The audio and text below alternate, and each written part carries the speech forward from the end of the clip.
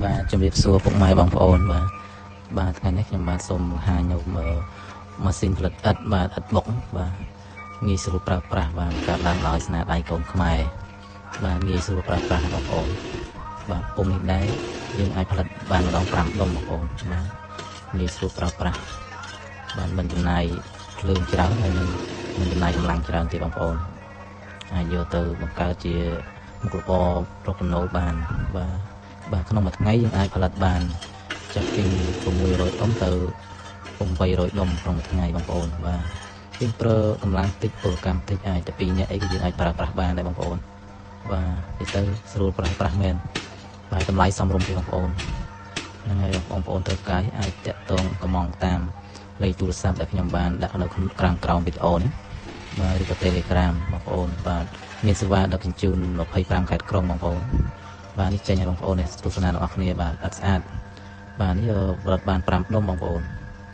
បាទ5ដុំមើលបងប្អូនស្អាតណាស់ពេលយើងចាក់តាមផ្លែតបានបាទនៅភ្លើងវិញយើងអាចប្រើភ្លើង10 20 20ហ្នឹងក៏អូសរួចដែរបងប្អូនបាទងាយស្រួលប្រើប្រាស់មែនទែនបាទហ្នឹងហើយបងប្អូនត្រូវការអាចតាក់ទងឬក៏អាច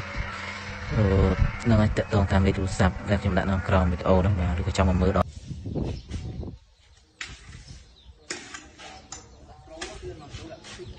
ចិត្តហ្នឹងដាក់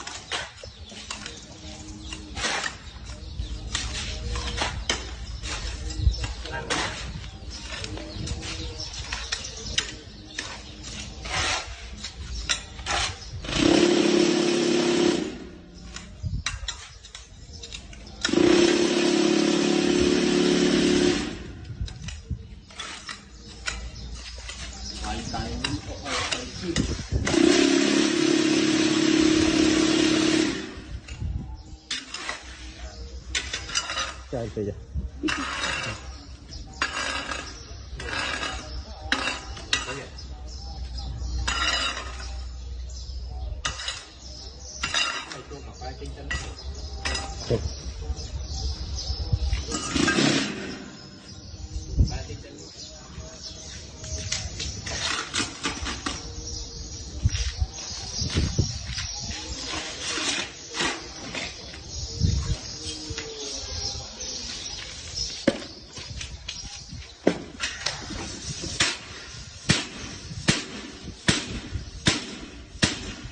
tôi thằng đấy không cái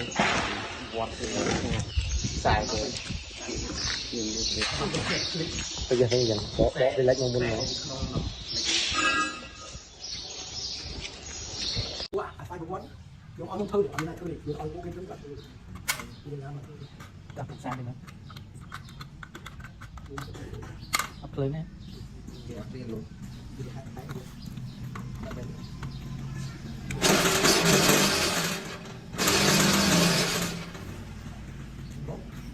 cô sân nó này và đây đúng chặt thôi chặt thôi nó đong chứ bằng tơ hô quanh dương ru một tơ lên tao ấy ru một tơ lên tất cả gì đặt thật vâng còn là cái đấu đây để ra mặt đi thôi buộc hết được vâng mặt đi buộc hết những tao hết những đỏ vâng tôi nó trên ẩn mà trên đâu đâu vâng trên cái con những đỏ một đôi như bây giờ một đôi nó đâu mua vâng anh nói cái hơi cái giúp ôm xi măng cho nên mà pum với bạn làm rồi chúng tu thơ đây hôm nay sao